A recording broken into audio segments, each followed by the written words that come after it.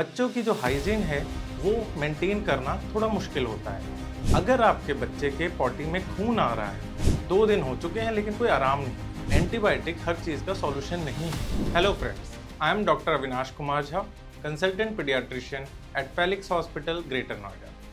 Today we are going to talk about diarrhoea. Diarrhoea यानी कि दस्त क्या होते हैं? बेसिकली जब आपके बच्चे को दिन में 3 से ज़्यादा पतली पॉटियाँ यानी कि लूज मोशन हो तो हम उस कंडीशन को डायरिया कहते हैं। मोस्टली ये डायरिया वायरल इन्फेक्शन की वजह से होते हैं, कभी कभार बैक्टीरियल या प्रोटोजोअल इन्फेक्शन की वजह से भी हो सकते हैं। आखिरकार बच्चों में ये दस्त लगते क्यों हैं? बच्चों की जो हाइजीन है वो मेंटेन करना थोड़ा मुश्किल होता है। बच्चे कहीं भी टच करके मुंह में हाथ रख लेते हैं या आप उन्हें बॉटल से दूध देते हैं जिसमें बैक्टीरियल ग्रोथ हो सकती है।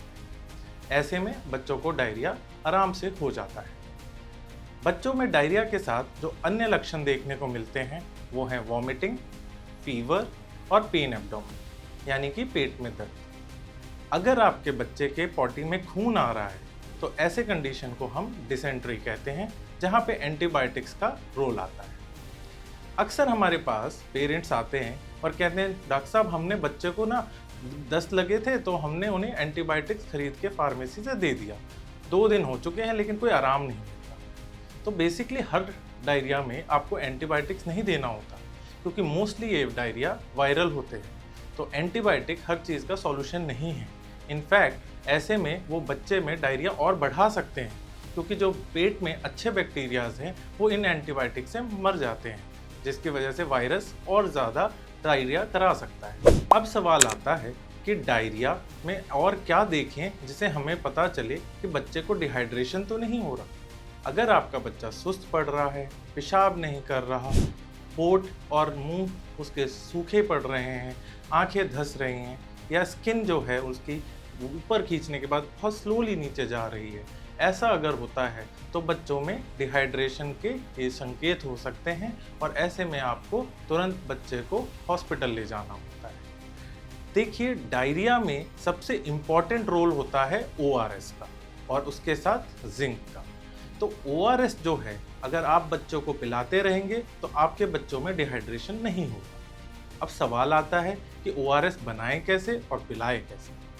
एक ORS का पैकेट 1 लीटर उबले हुए पानी में ठंडा होने के बाद उसमें मिलाकर बच्चे को जितनी बार वो पॉटी करता है उतनी बार पिलाते रहें।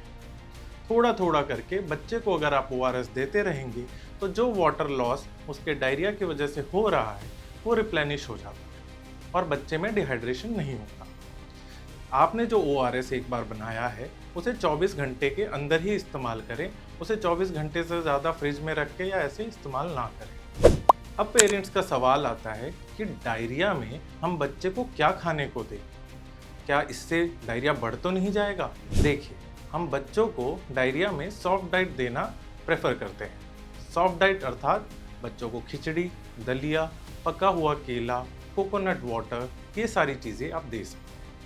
अक्सर पेरेंट्स हमसे पूछते हैं क्या हम इनको जूसेस दें, क्योंकि इनमें डिहाइड्रेशन हो रहा है, तो जूस देंगे तो क्या बच्चे के लिए अच्छा होगा? जी नहीं। इन जूसेस, जो पैक्ड जूसेस आते हैं, इसमें एडेड शुगर्स होता है, जिसकी वजह से बच्चे का डायरिया और बढ़ सकता है। तो इसीलिए अगर आपको देना है तो नेचुरल नारियल पानी दें, नहीं तो आप घर पे बनी हुई चीज़ें ही देना प्रेफर करें। अब आखिरी सवाल कि हम बच्चों को डायरिया से कैसे बचा सकते हैं।